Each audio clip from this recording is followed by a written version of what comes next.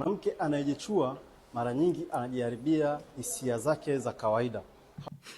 Hauwezi kukuta mwanamke anajichua alafu akawa na hisia za kuwa na mwenza.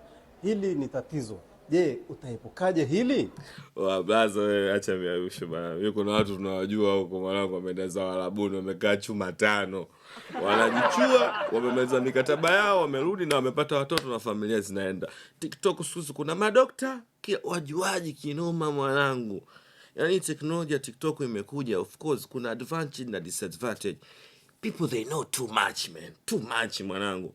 Wanawake ambao tunajichua tuendeleeni kujichua. Wanaume ambao mnajichua pia tuendeleeni kujichua.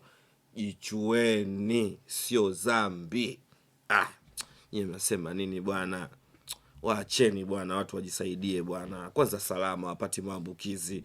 Waacheni msiwatishe watu bwana.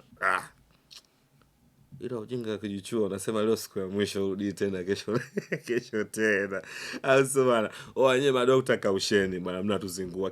Kila mtu siku hizi afanya kungwi, kila mtu anataka blaza, si ongelea hata jinsi ya kujizuia na malaria bro. Mbona umekimbilia kwenye kujichua kwenye starehe za watu wanangu? Ongeleni kuhusu malaria, mpox, sumpox sijui. Endeleeni basi kuongelea magonjwa, kuna vitu kibao men. Kujichua. Tunawapa watoto zetu sometimes simu wao wenyewe tunasikiliza, tutaki kuvaa earphone kwenye sitting room zetu. Mambo kujichua tu kwa public bro. What the fuck nigga? It's too much. I like kujichua. Wacheni wanawake pia wanajichua. Wengine wako mbali na wapenzi wao, wengine wamesafiri long distance relationship, wengine wako single, wengine wako boarding school, wengine wako mavyoni huko. So to be safe, let them kujichua men, wajijue kama wana utelezi au hauna. Kuna topic nyingi za kudiscuss public mzee. Wow, kujichua. So what?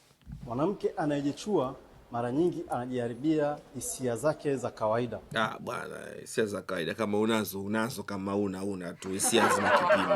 Na watu kusema mtu una hisia kilo 5 zitaisha, una hisia kilo 1 zitaisha. Mimi hisia shindili blaza. Hauwezi kukuta mwanamke anajichua alafu akawa na hisia za kuwa na mwenza. Hili ni tatizo. Je, utaepukaje hili? Fuatana nami nitakupa mbinu. Wewe nenda bwana, mnatuzingua sasa. Mnaniuzi bwana. Tukufuate wapi? Situambie tuepuke vipi sasa hivi kama kuacha nyeto rahisi. Kuacha nyeto sio rahisi.